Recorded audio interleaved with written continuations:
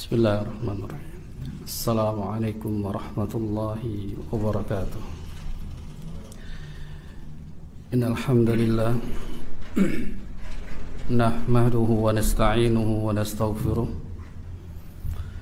wa na'udzu billahi min shururi anfusina wa min sayyiati a'malina. Man yahdihillahu fala mudilla lahu wa may yudlil fala hadiya lahu. وأشهد أن لا إله إلا الله وحده لا شريك له وأشهد أن محمدا عبده ورسوله يا أيها الذين آمنوا اتقوا الله حق تقاته ولا تموتن إلا وأنتم مسلمون ثم أما بعد فإن أصدق الحديث كتاب الله وخير الهدي هدي محمد صلى الله عليه وعلى آله وسلم وشر الأمور محدثاتها وكل محدثات بدعة وكل بدعة ضلالة وكل ضلالة في النار. إخوان في الدين وأخوات في الله معاشر المسلمين رحمكم الله. Kembali kita bersyukur kepada Allah atas limpahan karunia nikmat yang telah diberikan kepada kita, dan senantiasa nikmat itu masih ada pada kita dan kita bisa merasakan, yaitu nikmat Islam, nikmat iman, nikmat sehat wal afiyah.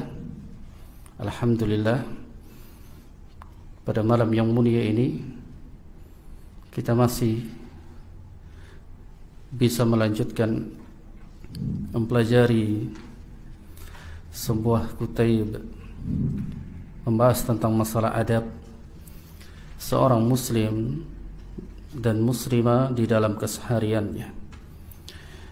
Kitab ini ditulis oleh Lajnah Darul Watan yang diberi judul Adabul Muslim fil Yaumi wal Lailah. Adab seorang muslim di dalam kesehariannya, yang pada saat ini insyaallah kita melanjutkan adab-adab di dalam keseharian seorang muslim dan muslimah, dan kita masuk ke dalam adabu ziyaratil marid, adab kita menjenguk orang yang sakit. Dan dalam pembahasan ini pun ada dua pembagian. Yang pertama yaitu ala zair, terhadap orang yang mendatangi orang yang sakit, berziarah kepada orang yang sakit. Yang kedua wa alal marid, adab bagi orang yang sakitnya. Ada dua pembahasan. Yang pertama adalah orang yang mendatangi, menjenguk orang yang sedang sakit. Dan adabnya di dalam Islam, ala zair, orang yang berkunjung atau mendatangi, menjenguk orang yang sedang sakit. Al-mu'alif di sini menuliskan dan memberikan penjelasan, ala yutilul julus indal marid. Ini hendaknya harus diperhatikan bagi kaum muslimin dan muslimah apabila kita berkunjung mendatangi saudara, karib kerabat yang sedang sakit, maka perhatikan,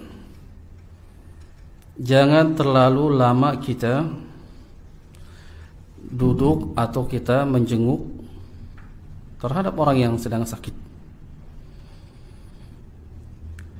Kenapa demikian? Karena orang yang sakit itu butuh banyak istirahat. Kalau kita sering mengunjung atau mungkin lama kita dalam mengunjunginya, akan terganggu terganggu dari kesehatannya, terganggu dari waktu istirahat. Maka adab di dalam kita mengunjungi orang yang sakit jangan terlalu lama kita mengunjungi orang yang sedang sakit tersebut. Dan pula wa an yakhtar al-waqtil munasibi li ziyarati wa la yashqu alaihi. Dan hendaknya kita mencari waktu yang tepat dalam kita berkunjung mengunjungi orang yang sakit. Cari waktu yang tepat. Tentunya kita diberikan waktu oleh pihak rumah sakit, kalau memang berada di rumah sakit ada waktu-waktu istirahat, ada waktu-waktu yang dia tidak terganggu. Atau mungkin jika karib kerabat kita, teman kita, guru kita yang sedang sakit di rumah, maka hendaknya kita mencari waktu yang tepat dalam kita mengunjungi mereka. Dan juga tidak boleh diperhatikan wa la yashqu alaihi, dan tidak boleh kita menyusahkan mereka, yang menyusahkan orang yang sedang sakit. Cari waktu yang tepat, dan jangan sampai kita mendatangi dan membuat susah lagi bagi orang yang sedang sakit. Makanya ketika kita datang, hendaknya kita bawa makanan atau ya yang diinginkan oleh orang yang sakit. Jangan malah orang yang sakit ini menyuguhkan kepada orang yang sehat. Jangan menyusahkan. Hendaknya bagi orang yang mengunjungi orang yang sakit, dia harus membuat orang yang sakit itu bahagia, senang, terhibur. Sebagaimana yang disebutkan mu'arif, bal yuhawila idkhalis sururi alaihi wa isti'nasihi. Hendaknya dia berusaha untuk membuat senang dan merasa terhibur dengan kedatangannya. Biasanya kalau orang tua yang sakit lalu dikunjungi oleh anaknya, dan itu salah satu kesenangan dan menghibur orang tua, senang dikunjungi oleh anaknya, apalagi anak yang sangat dicintainya, yang sangat diidam-idamkan, dan dia sangat terhibur, senang. Bagi seorang istri yang mungkin dia dikunjungi oleh suaminya dikunjungi oleh istrinya, atau temannya, sahabatnya didatangi oleh sahabatnya lagi, gurunya didatangi oleh muridnya didatangi oleh gurunya, dan seterusnya. Dan ini membuat terhibur, senang. Dan ini adab, kita datang membuat senang, dan senangnya itu ya kita berikan kabar-kabar yang baik, kita berikan sesuatu yang dia dengar itu tidak sampai menyusahkan, dan tidak sampai dia ya menjadi stres atau menjadi tambah parah di dalam penyakitnya jika kita tidak menghibur atau memberikan kabar yang buruk. Dan ini bukan adab bagian daripada seorang muslim ketika dia berziarah, mendatangi, mengunjungi sahabatnya, orang tuanya, dan yang lainnya ketika dia sedang sakit. Kemudian yang kedua, ikhwan fiddin wa akhwatu fillah, azakumullah, an yadnu 'anil maridi wa yas'aluhu an halihi wa masabih. Hendaknya kita yang mendatangi, berziarah ya orang yang sedang sakit, hendaknya kita mendekat kepada orang yang sakit, kemudian menanyakan perihal keadaannya, apa yang menimpa padanya. Dan ini adab. Kita mendekat kepada orang yang sakit itu, lalu kita menanyakan perihal keadaan, bagaimana kabarnya, bagaimana keadaannya, musibah apa yang menimpa padanya, kita tanya. Jadi bagian daripada adab. Fayaqulu lahu, dan sebagaimana yang dikatakan, kita mendatangi, kaifa tajidka, bagaimana keadaanmu? Kama kana Nabi sallallahu alaihi wasallam yaf'al, sebagaimana Nabi sallallahu alaihi wasallam itu ketika sahabatnya ada yang mengalami sakit, beliau menanyakan ini, kaifa tajidka, sebagaimana kisahnya sahabat, jadi Utsman bin Affan radhiyallahu taala anhu, yang sakit kemudian dikunjungi Nabi SAW menanyakan sakit apa. Dan sahabat-sahabat yang lain pun ketika tidak bisa berjihad bersama Nabi, maka Nabi pun menanyakan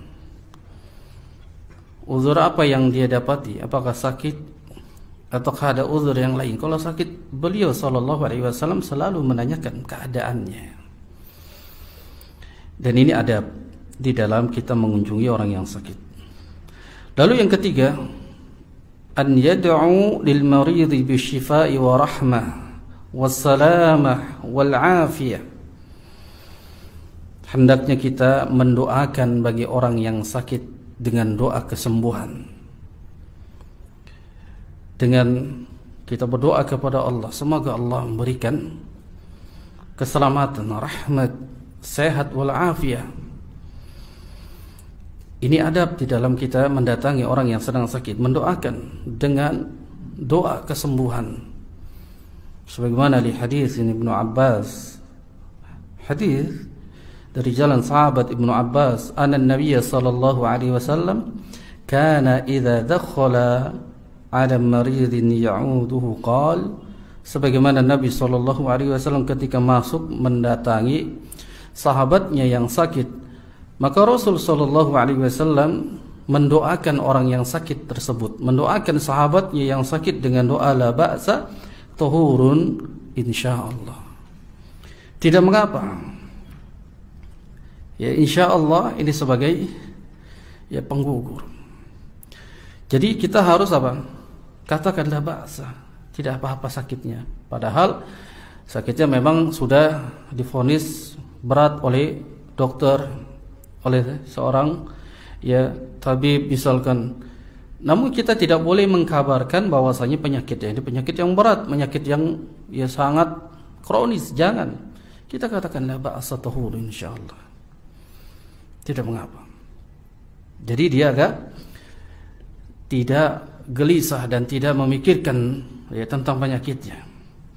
Dan ini yang dilakukan oleh Nabi SAW dalam hadis yang dikeluarkan oleh Al-Imam Bukhari, yang kata al-mu'alif menyebutkan ayyad'u thalathan kama kana Nabi SAW yaf'al. Nabi SAW mendoakan sampai 3 kali bahkan. La ba'sa tahur insyaallah. Tidak mengapa akhi misalkan, tidak mengapa ya Aba, tidak mengapa ya Umar. Insyaallah penyakit yang menjadi penggugur dosa atau penyakit insyaallah sembuh. Kita berikan kabar seperti itu dan kita doakan bagi orang yang sakit agar dia menjadi semangat kembali, jadi menjalani aktivitas, menjalani ibadah dan menjalani aktivitas-aktivitas yang lain. Dan ini adab di dalam kita mendatangi, mengunjungi orang yang sedang sakit. Lalu yang keempat, adab kita mendatangi orang yang sakit, disebutkan yang keempat, an yamsaha biyadihi yumna 'alal marid, dan mengusap dengan tangan kanannya kepada orang yang sakit. Ini dengan mengucapkan wa yaqul, doa yang diajarkan oleh Nabi SAW dalam hadisnya dikeluarkan oleh Al-Imam Bukhari dan Muslim, yang mana kita mengusap lalu kita berdoa kepada Allah. Di situ hilang dari kata Allahumma rabban nas, tambahkan Allahumma rabban nas, adhibil ba'sa washfi anta syafi la shifaa illa shifauka shifaan la yughadiru saqama. Tambahkan depannya Allahumma rabban nas, ya Rabb, ya Allah pemelihara manusia. Jadi adhibit ba'sa, hilangkanlah penyakit ini, washfi anta syafi, dan engkaulah yang maha penyembuh. La shifaa illa shifauka, tidak ada kesembuhan melainkan hanya kesembuhanmu. La yughadiru saqama, tidak ada kesembuhan, tidak ada yang menyembuhkan kecuali kesembuhanmu yang tidak bisa meninggalkan sedikit pun penyakit. Kita mendoakan kepada orang yang sedang sakit. Adapun yang sakit, ini pun disunnahkan. Orang yang sakit, kita merasakan badan kita sakit. Mana yang sakit? Dalam hadis yang dikeluarkan oleh Al-Imam Muslim, ini bagi orang yang sakitnya. Yang ini kan kita yang menjenguk, hendaknya kita mengusap atau memegang, kemudian kita ya membacakan doa ini.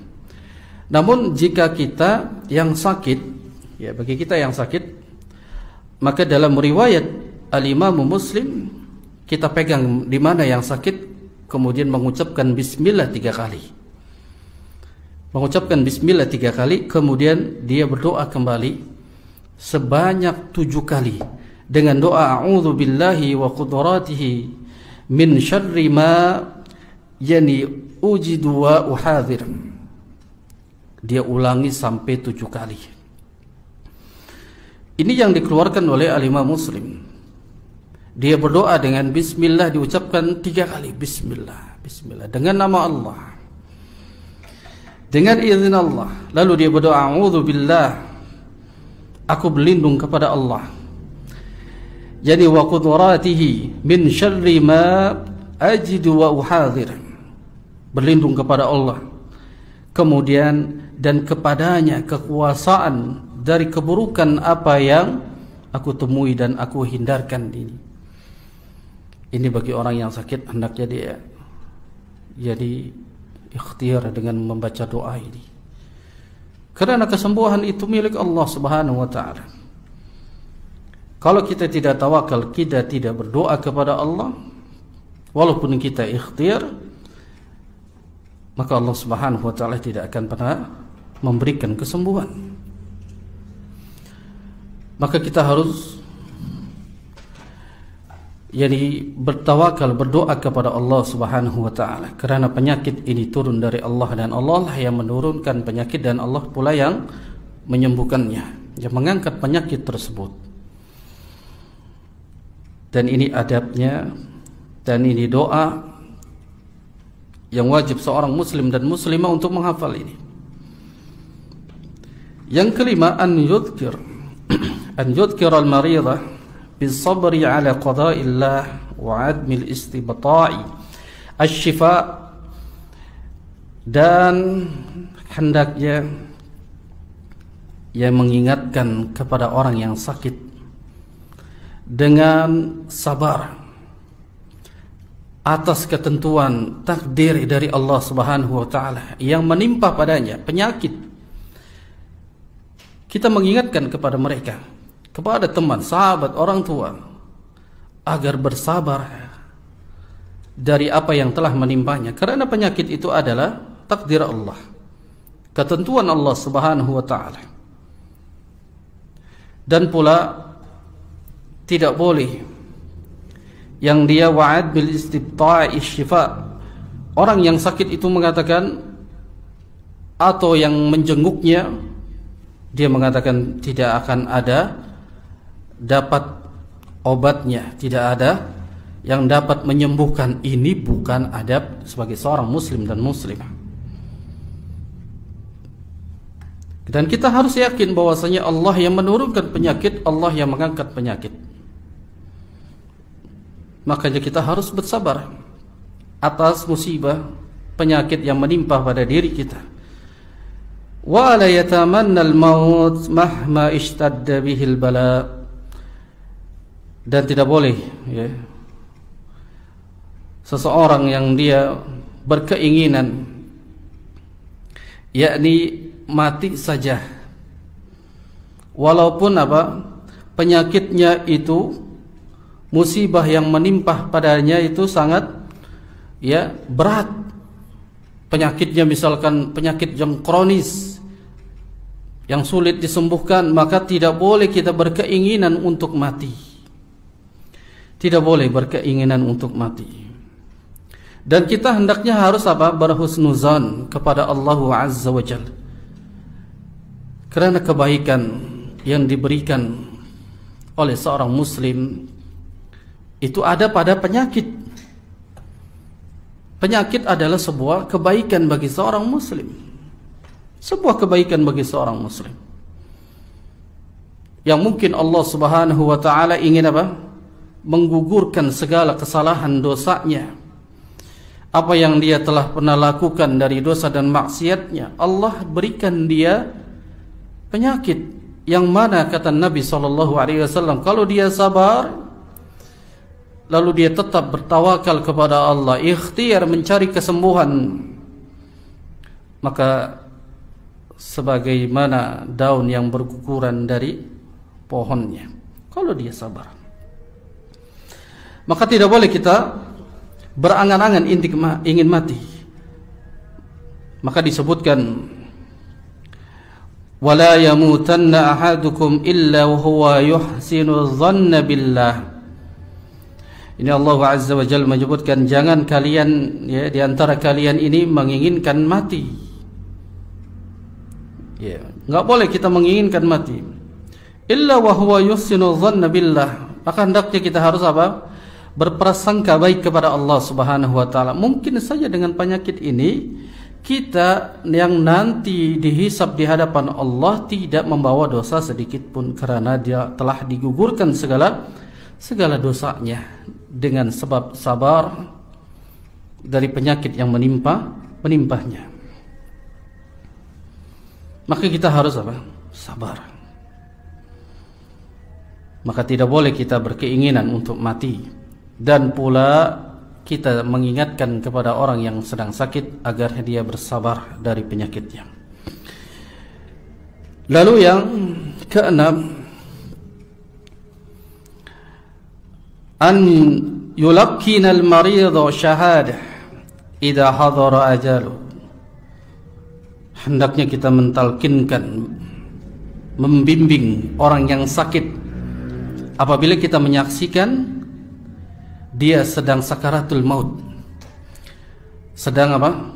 Sakaratul maut. Ajalnya sudah dekat.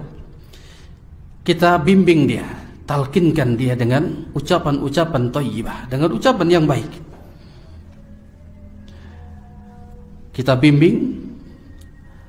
Lalu kalau seandainya dia dibiarkan, maka syaitan itu terus menggoda anak Adam ketika sakaratul maut. Sebagaimana ada kisahnya Al-Imam Ahmad bin Hanbal rahimahullahu ta'ala. Imam Ahmad pada saat itu sedang sakaratul maut.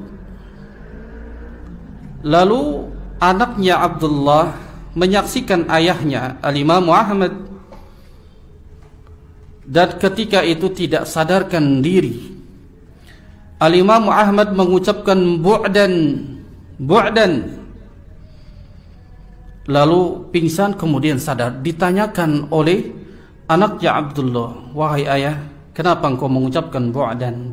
Masih jauh. Maka diceritakan oleh Al-Imam Ahmad, sesungguhnya ketika aku sedang sakaratul maut, syaitan dan bala tentaranya ini, iblis, ini menggoda Al-Imam Ahmad agar tidak bisa mengucapkan kalimatut tauhid, la ilaha illallah, untuk menjadi kufur, keluar dari agamanya. Maka Al-Imam Ahmad mengatakan bu'dan, masih jauh. Bu'dan, dikatakan lagi masih jauh. Dan itulah para ulama menjelaskan bahwasanya sampai sakaratul maut, syaitan, bala tentara iblis ini tidak akan pernah diam sampai anak Adam itu mati dalam keadaan kufur, keluar dari Islam. Makanya Allah Azza wa Jalla ini berfirman, sering diucapkan dalam khutbatul hajjah oleh Nabi sallallahu alaihi wasallam, ya ayyuhalladzina amanu taqullaha haqqa tuqatih wa la tamutunna illa wa antum muslimun. wahai orang-orang yang beriman, bertakwa kepada Allah dengan sebenar-benarnya takwa. Jangan sampai kalian mati melainkan mati dalam keadaan muslim. Dan sedemikian beratnya orang yang sakaratul maut. Makanya jika kita melihat ada orang yang sedang sakaratul maut, maka talkinkan. Makanya Nabi SAW dengan mentalkin lakinu la ilaha illallah, ucapkan la ilaha illallah agar dia mengikuti. Barang siapa yang dia mengucapkan di akhir ayatnya kalimatul la ilaha illallah dakhalal jannah, kata Nabi SAW, dan dimasukkan ke dalam surga. Kita bimbing agar dia mengucapkan la ilaha illallah. Kemudian ketika pada saat itu dia telah meninggal, maka lihat, wa yaghmidu 'ainihi wa yad'u lahu, kedua matanya ini mengikuti ruh yang ditarik oleh malaikat maut. Makanya kalau kita menyaksikan orang yang sedang sakaratul maut kemudian telah dicabut nyawanya oleh malaikat maut, maka matanya itu mengikuti arah di mana nyawa itu ditarik, diambil, dicabut oleh malaikat maut. Ketahuilah bahwasanya malaikat maut mencabut nyawa itu yakni dari atas. Makanya ketika matanya terbelalak ke atas, sesungguhnya dia telah melihat nyawanya dicabut oleh malaikat maut. Maka kita disunnahkan untuk berdoa, memejamkan matanya. Selain kita diperintahkan lakinnu mautakum la ilaha illallah, yang sebelum mati, mautakum ini sebelum mati. Namun ketika dia sudah mati, sudah meninggal, maka kita doakan dia sambil memejamkan matanya dengan mengucapkan doa, Allahumma ighfir li fulan, ya Allah ampunkanlah si fulan. Sebut namanya. Kalau dia adalah orang tua kita, anak kita, adik kita, saudara kita, guru kita, sebutkan Allahumma ighfir li fulan, ya Allah ampunkanlah si fulan. Sebutkan namanya. Kemudian warfa' darajatahu, angkat derajatnya ya Rabbi fil mahdiyyin. Kemudian wakhlufhu fi aqibihi, yani fil ghabirin, waghfir lana wa lahu ya rabbal alamin, wasfah lahu fi qabrihi wa nuwarihu lahu fihi. Kemudian dengan dia berdoa dengan doa yang diajarkan Nabi dalam hadis yang dikeluarkan oleh Imam Muslim, ya Allah ampunkanlah si fulan, sebut namanya. Ketika kita sedang memejamkan matanya, ya Allah angkat derajatnya bersama orang-orang yang mendapatkan petunjuk yang di atas agama Nabi SAW. Kemudian ya Allah gantikan, berilah penggantinya bagi orang-orang yang ditinggalkan sesudahnya, dan ampunilah kami dan ampunilah si fulan, ampunilah dia. Ini yang diajarkan Nabi SAW. Lalu dia berdoa kembali, wasfah lahu fi qabri, ya Allah, ya Rabbi luaskan kuburannya, wanwarri lahu fihi, dan terangkan kuburannya. Kita berdoa kepada Allah. Kalau kita benar-benar melihat dia sedang sakaratul maut, kemudian kita tutup, pejamkan matanya, dan kita berdoa semoga Allah Subhanahu wa taala meluaskan kuburannya dan memberikan cahaya penerangan di kuburnya. Ingat, Syekh Shalih Al-Utsaimin rahimahullahu taala menjelaskan bahwasanya salah satu orang yang di dalam kubur ingin mendapatkan cahaya, mendapatkan penerangan di alam kubur, salah satunya adalah dia menegakkan segala perkara yang wajib. Dia akan mendapatkan penerangan. Salah satunya disebutkan Nabi SAW, orang yang keluar dalam rangka melaksanakan sholat subuh di kegelapan malam, yang nanti sholat tersebut akan menerangi dirinya. Kita doakan mereka. Lalu lakinu mautakum la ilaha illallah, yani bimbinglah, talkinkan orang yang hendak mati dengan mengucapkan la ilaha illallah. Lalu sering kita mendengar ada orang yang ketika hendak mati sakaratul maut dibacakan surat Yasin. Maka di sini disebutkan fatwa dari Syekh Shalih Al-Utsaimin rahimahullahu taala dalam kitab Majmu' Fatawanya ketika ditanya hal qiraati surat Yasin jadi indal muhtadar yani bisunnah amla. Ketika ditanya apa hukum membaca surat Yasin bagi orang yang sedang sakaratul maut, apakah itu sunnah atau tidak? Maka beliau menjawab qiraatu Yasin indal muhtadar yani sunnah. Beliau mengatakan sunnah. Yani katsirun minal ulama, dan banyak para ulama menyebutkan ini berdasarkan sabda Nabi sallallahu alaihi wasallam, iqra'u ala mautikum Yasin. Bacalah oleh kalian terhadap orang-orang yang hendak mati dengan surat Yasin. Tapi beliau mengatakan lakinna hadzal hadits yani yatakallama fihi ba'dihim yani wa dha'fuhu. Sebagian ulama mengatakan hadis ini adalah dhaif. Sebagian lagi mengatakan sahih. Fa inda min sahiha takunu qiraati hadha suratu sunnah.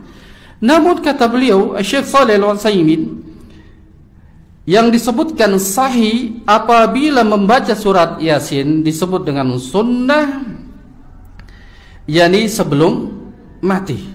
Wa inda min dha'ifi la takunu sunnah. Dan yang mengatakan sebagian ulama walaupun sebelum dia mati ya sedang sakaratul maut, maka disebutkan sebagian ulama bahwasanya hadisnya dhaif, tidak bisa diamalkan. Yang sahih sebagaimana disebutkan oleh al-mu'allif, sebagaimana dalam hadis pula disebutkan al-Imam Muslim, Ibnu Hajar Asqalani rahimahullahu taala menjelaskan dalam kitab Fathul Bari, pula dijelaskan dalam kitab Bulughul Maram min Adillah Ahkam, bahwasanya yang sunnah lakinu mautakum la ilaha illallah, dengan ucapan la ilaha illallah. Namun Syekh Shalih Al-Utsaimin menjelaskan, beliau menjelaskan bahwasanya ada perbedaan di kalangan para ulama. Sebagian mengatakan hadis dhaif, yang kedua sebagian lagi mengatakan sunnah kalau dia baca sebelum wafatnya. Ini dalam kitab Majmu' Fatawa. Lalu beliau pun mengatakan waqala aidan, menjelaskan iqra'u ala mautikum Yasin. Bacaan Yasin terhadap orang yang sakaratul maut, yang hendak mati, beliau mengatakan hadal hadis dhaif, dan beliau lebih berpendapat hadisnya dhaif. Fihi syai'un yani min dha'fu. Tapi beliau menjelaskan wa mahalul qira'ah, tentang bagaimana letak dari hadis ini. Apakah dibaca sesudah mati itu surat Yasin atau sebelum mati? Dan beliau mengatakan bahwasanya mengatakan idza sahih hadis, yang benar hadis ini adalah indal maut, ketika dia sedang sakaratul maut. Idza akhadahu an-naza', sedang sakaratul maut, maka dibacakan surat Yasin. Fa innahu yaqra'u alaihi suratu Yasin, dibaca surat Yasin tersebut. Dan qala ahlul ilmi, berkatalah ahlul ilmi, wa fiha faidatu wa huwa tashilu khurujur ruh. Ternyata para ulama menjelaskan faidahnya kenapa dibacakan surat Yasin sebelum wafatnya, sebelum meninggal dalam keadaan sakaratul maut. Maka disitulah faidahnya agar memudahkan ruh itu untuk keluar. Di anna fiha qauluhu ta'ala, sebagaimana firman Allah azza wa jalla, qila dakhulil jannah qala ya laita qaumi ya'lamun. Sebagaimana Allah Subhanahu wa taala firmankan, wahai hamba, masuklah ke dalam surga. Mudah. Ya laita qaumi ya'lamun, jika kalian itu benar-benar orang yang kaum yang mengetahui. Ini yang disebutkan oleh beliau bahwasanya fayaqra'uha 'indal muhtadar ada in sahhal hadis. Yang benar kata beliau, surat Yasin itu dibacakan sebelum meninggal, sebelum matinya. Wa amma qiraatihi 'ala al-qabri fala asla lahu. Adapun ketika membaca surat Yasin ketika sudah dikuburkan, ya, maka beliau mengatakan fala asla lahu, tidak ada asalnya, tidak ada asal dari sunnah maupun dari para sahabat, tabi'in, tabi'ut tabi'in, generasi salaf yang mengikuti manhajus salaf. Dan beliau menjelaskan ada dua pendapat, namun yang benar beliau menjelaskan bahwasanya surat Yasin dibaca sebelum wafatnya. Ikhwan fiddin wa akhwat fillah, hazakumullah. Kita masuk ke dalam adab bagi orang yang sakit. Wa 'alal marid, terhadap orang yang sakit ini dia harusnya beradab, an yubadira bi taubatin nasuh, hendaknya dia segera, orang yang sakit itu, dengan bertaubat dengan sebenar-benarnya. Kita yang sakit ini hendaknya kita bertaubat kepada Allah. Kita diberikan teguran dengan sakit, taubat kepada Allah. Lalu wa an yuqbila 'ala al-'amali salih, agar segera mengerjakan amalan saleh, mendatangi setiap amalan saleh.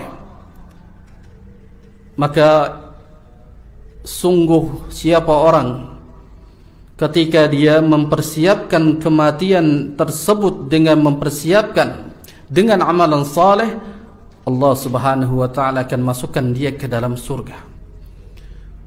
Allah Subhanahu wa ta'ala menyebutkan dalam surah Al-Baqarah pada ayat ke-82, walladzina amanu wa 'amilus salihati ulaika ashabul jannah hum fiha khalidun. Dan orang-orang yang beriman, baik laki-laki dan perempuan, dia beriman kepada Allah, lalu dia mempersiapkan kematian tersebut dengan melakukan amalan saleh. Amalan saleh begitu banyak. Amalan saleh bukan hanya melakukan salat, berpuasa, namun amalan saleh begitu banyak. Sebagaimana menuntut ilmu, mendatangi majelis ilmu, ini bagian daripada amalan saleh yang Rasul sallallahu alaihi wasallam mudahkan jalannya menuju surga. Maka jika dia mempersiapkan kematian dengan amalan saleh, Allah Subhanahu wa ta'ala mengatakan ulaika ashabul jannah, mereka akan aku masukkan ke dalam surga. Setelah masuk ke dalam surga, hum fiha khalidun, dan dia kekal selama di dalamnya. Kita berharap kepada Allah, semoga Allah memasukkan kita ke dalam surganya. Lalu yang kedua, adab di dalam orang yang sedang sakit, an yuhsina dhanna bi rabbih, agar dia berprasangka baik kepada Rabbnya, kepada Allah Subhanahu wa ta'ala. Penyakit yang diderita, penyakit yang menimpa kita, hendaknya kita berprasangka baik kepada Allah. Kemudian wa yastahdhiru fi dhahnihi annahu makhluqun dha'if min makhluqatillahi azza wa jal, dan hendaknya kita hadirkan hati bahwasanya kita ini makhluk yang lemah dari bagian makhluk-makhluk Allah Subhanahu wa ta'ala yang diciptakan Allah Subhanahu wa ta'ala. Wa anallahu ta'ala ghaniyun, dan Allah itu sesungguhnya maha kaya, maha besar, maha kuat, maha agung. Yani an azabihi wa an ta'atihi, dan Allah sesungguhnya tidak butuh dengan azabnya, dengan ketaatannya. Kita harus berhusnuzon. Mungkin saja dengan penyakit ini Allah menginginkan kita menjadi baik, menjadi baik.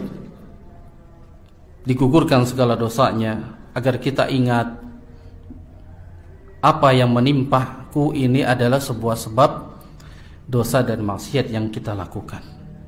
Maka sebagaimana ya pertama, kita bertaubat kepada Allah Subhanahu wa taala. Yang ketiga, ikhwani fid din wa akhwati fillah hazakumullah, an yatahallala min madzalim.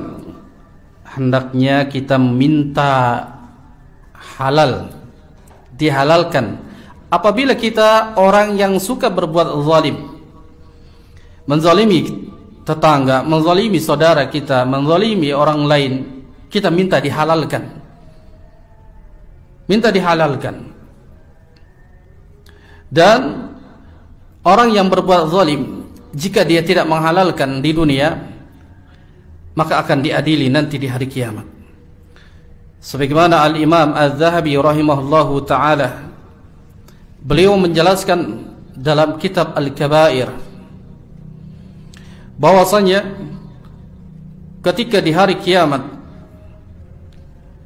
ketika dua orang ini, yang satu menzalimi dan satu yang terzalimi, tapi belum dihalalkan di dunia, ketika dihisab dia sudah lulus di mizan, lulus, tinggal dia melewati jembatan sirat.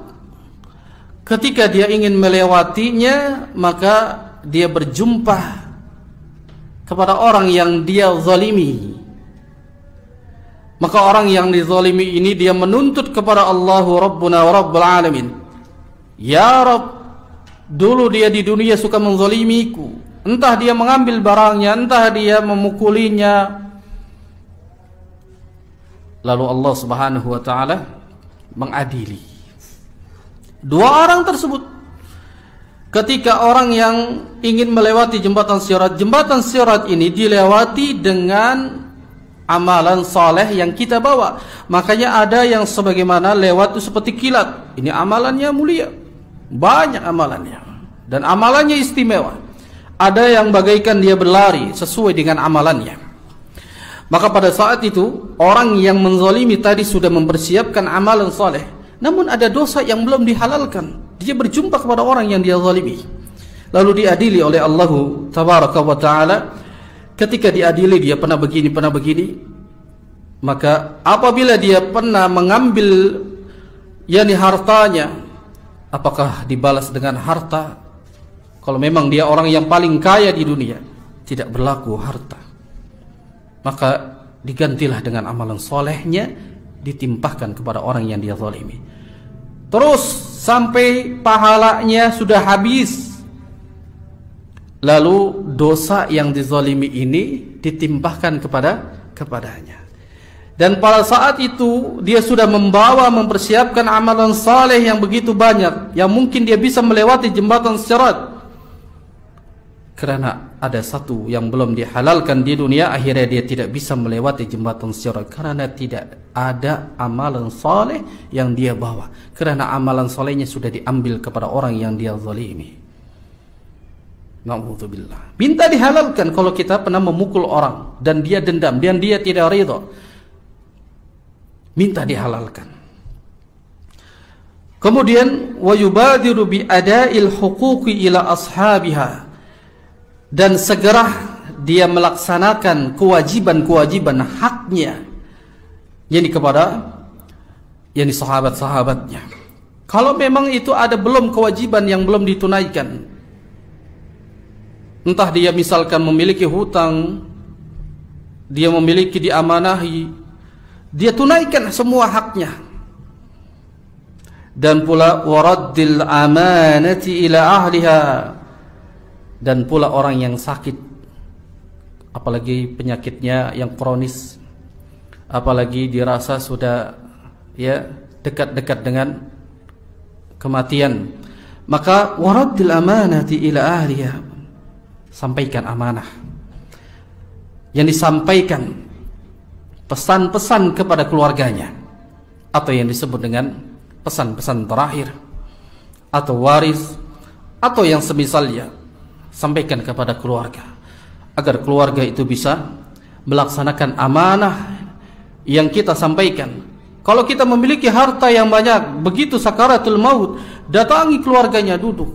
Saya infakkan harta ini di masjid, saya infakkan ini kepada pondok pesantren agar menjadi timbangan berat nanti di hari kiamat, dan dia bisa melewati jembatan sirat dengan amalan itu. Sampaikan amanah kepada keluarganya. Ini adab yang ketiga bagi orang yang sakit. Yang keempat, an yuksira min zikrillahi subhanahu wa ta'ala. Banyak-banyak mengingat Allah subhanahu wa ta'ala. Zikrullah, banyak-banyak berzikir kepada Allah. Wa qiraatil Quran wal istighfar, dan pula banyak baca Al-Quran dan banyak mohon ampun kepada Allah subhanahu wa ta'ala. Makanya Syekh Shalih Al-Utsaimin pula menyebutkan dalam majmu' fatwanya, beliau mengatakan min akbaril asbab lil istiqamati qalbi wa salamatihi qasru qiraatil Quran. Sebab yang terbesar, kata beliau, agar hati ini selalu istiqamah, selamat, banyak membaca Al-Quran. Orang yang sakit itu gampang, mudah sekali tergoyahkan imannya. Mudah sekali dia keluar dari agamanya, mudah. Orang yang sakit biasanya kalau sudah putus asa, begitu diberitahu bahwasanya ada pengobatan yang langsung sembuh, akan tetapi metode penyembuhannya adalah sebuah kesyirikan, dan itu akan mudah kalau dia tidak istiqomah hatinya, imannya dia goyah, dan dia akan mengambil. Berapa banyak di rumah sakit yang mereka rela keluar dari agamanya, dijanjikan oleh pendeta-pendeta, dan ini Anda rasakan sendiri. Jadi para pendeta mereka ini, misionaris ini datang ke rumah sakit untuk membaptis mereka. Kalau engkau masuk ke agama Kristen, engkau akan sembuh, dijamin, dan engkau akan diberikan kehidupan yang tercukupi. Kalau hatinya tidak istiqamah, tidak kuat, maka itu mudah sekali untuk keluar dari agama Islam. Makanya Syekh Shalih Al-Utsaimin menyebutkan demikian. Min akbaril asbab, sebab yang terbesar lil istiqamati qalbi wa salamati, agar hati ini selamat, agar hati ini istiqamah, kasrat qiraatil Quran, banyak baca Al-Quran. Karena orang yang baca Al-Quran, Allah subhanahu wa ta'ala menyebutkan tatmainul qulub, hati ini akan tenang. Kita lagi sakit, banyak-banyak berzikir kepada Allah, baca Al-Quran, tenang hati ini.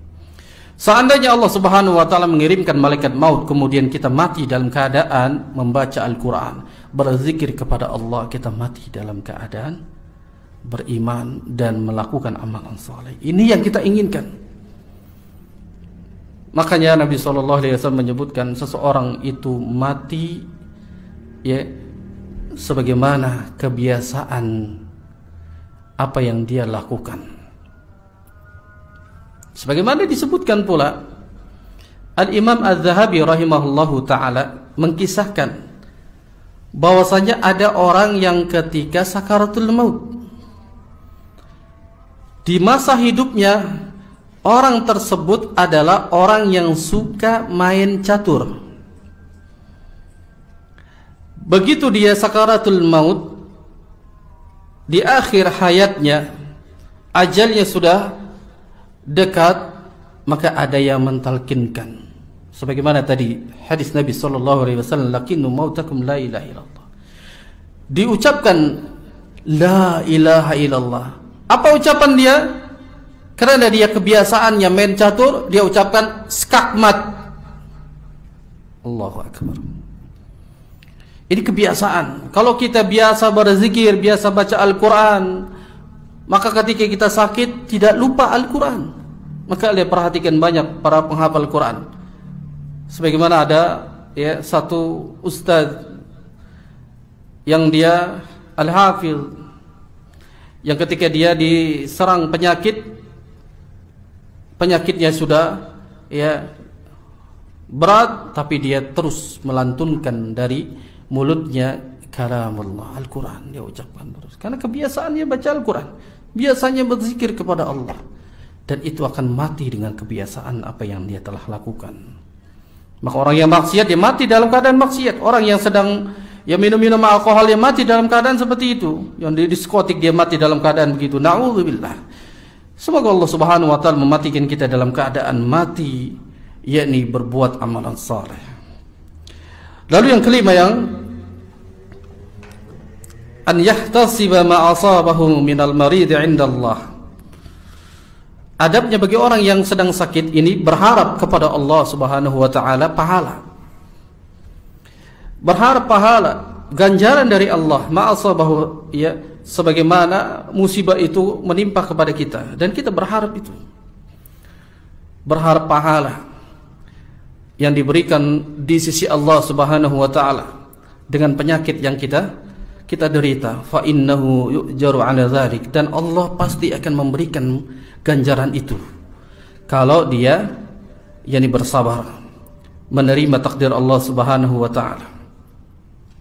Sebagaimana dalam hadis yang dikeluarkan oleh muttafaqun alaih, yang Rasulullah sallallahu alaihi wasallam bersabda, ma yusibul mu'mina min hammin wala ghammin wala nasabin wala wasabin hatta syawkati yushakuha illa rafa'allahu biha darajah wa kaffara anhu biha khatiyah. Nabi sallallahu alaihi wasallam menyebutkan,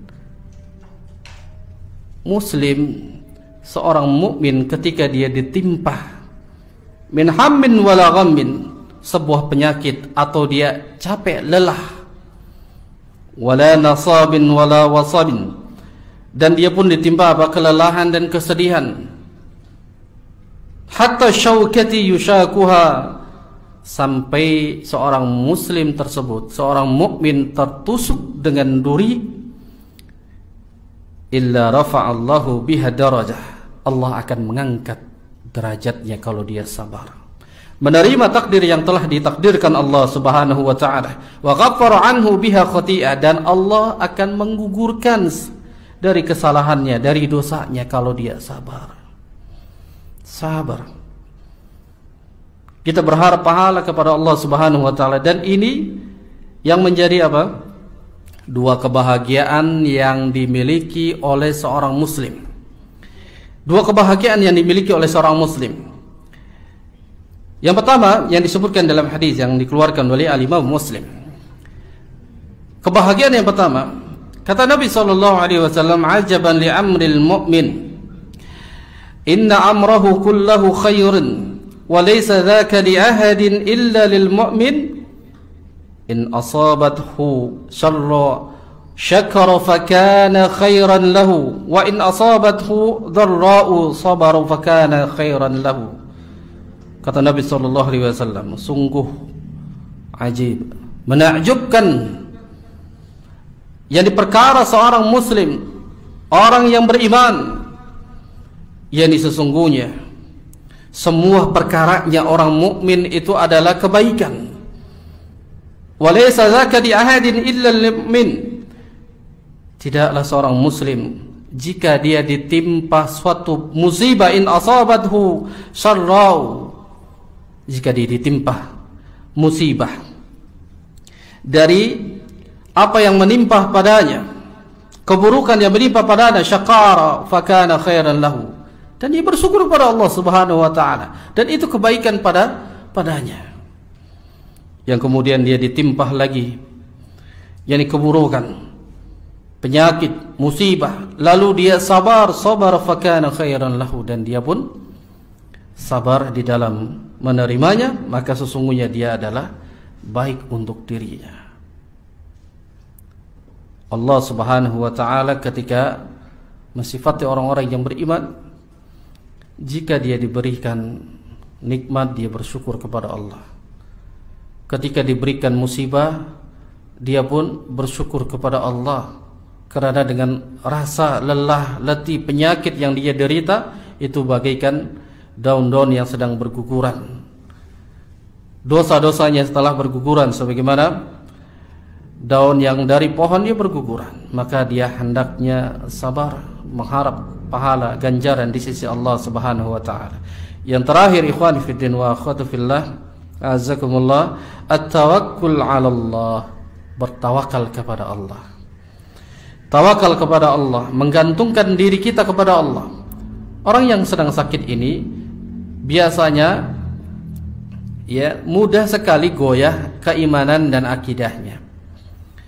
Makanya dia harus tawakal, gantungkan diri itu kepada Allah Subhanahu wa taala. Wal yakinu bi anna syifaa minallahi ma'a badlil asbab syar'iyyah, yani fit tadawi minal marad. Hendak dia harus yakin bahwasanya kesembuhan itu datang dari Allah. Makanya kalau kita mengucapkan penyakit aku ini sembuh karena dokter fulan, dan ini ucapan yang syirik. Kita harus meyakini, wal yakinu bi anna syifaa minallah. Kita harus yakin bahwasanya kesembuhan itu datang dari Allah Subhanahu wa taala. Tidak boleh kita mengucapkan kalau tidak ada dokter fulan, mungkin ayahku sudah meninggal, mungkin anakku sudah meninggal, mungkin temanku sudah meninggal. Yang menyembuhkan bukan dokter, tapi siapa?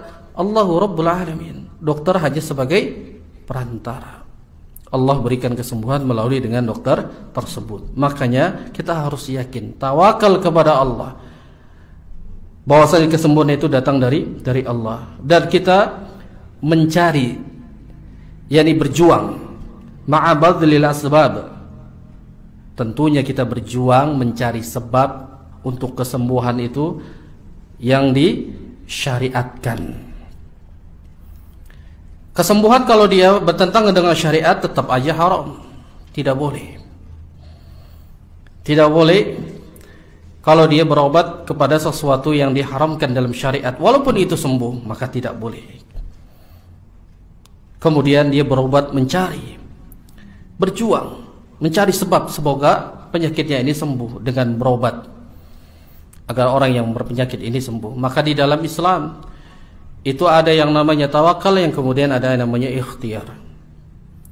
Tidak mungkin kita sakit ini kita berharap saja kepada Allah. Kan Allah yang menurunkan penyakit, Allah pasti yang menyembuhkan, tapi dia tidak ada ikhtiar, tidak bersungguh-sungguh, tidak berjuang untuk mencari kesembuhan tersebut. Dia hanya berdoa saja, ya Allah sembuhkan penyakitku, tapi dia tidak diobati. Dan ini salah, bukan akidah Ahlussunnah. Sebagaimana antum yakin bahwasanya jodoh itu sudah diatur Allah, tapi antum nggak mencari, diam saja turun dari langit bidadari, nggak mungkin. Atau makanan, antum yakin makanan rezeki sudah diatur, tapi antum nggak mau kerja, duduk aja kemudian turun dari langit makanan, nggak mungkin. Harus ada ikhtiar, dan ikhtiar itulah mencari. Selama ikhtiarnya itu dalam rangka yang dibenarkan dalam syariat, maka itu diperbolehkan. Namun kalau bertentangan dengan syariat, maka tinggalkan walaupun itu sembuh. Makanya kaum muslimin ketika dia berobat, sembuh kok ke dukun tersebut, ke tabib itu sembuh kok. Ya, namun medianya dalam rangka berbuat syirik kepada Allah. Iya, Allah takdirkan sembuh, namun dia telah berbuat syirik kepada Allah Subhanahu wa ta'ala. Dan kita hindari. Bisa jadi dia berobat kepada situ, sembuh, besoknya mati. Mati dalam keadaan apa? Musyrik. Dan hendaknya kita harus demikian. Yakin kepada Allah, tawakal kepada Allah, kemudian cari sebab agar menyembuhkan penyakit itu. Penyakit misalkan dia flu, ya kita cari obat flu atau mencari dokter yang di bidangnya. Wallahu a'lam bishawab. Ini adab di dalam ziaratul marid bagi orang yang sakit atau kita mengunjungi orang yang sakit. Mudah-mudahan ada faidah dan manfaat adab yang kita pelajari, yang kita ambil faidahnya pada malam ini. Kita akhiri saja dengan doa kafaratul majelis. Subhanakallah wa bihamdik, asyhadu an la ilaha illa anta, astaghfiruka wa atubu ilaik. Wassalamu alaikum warahmatullahi wabarakatuh.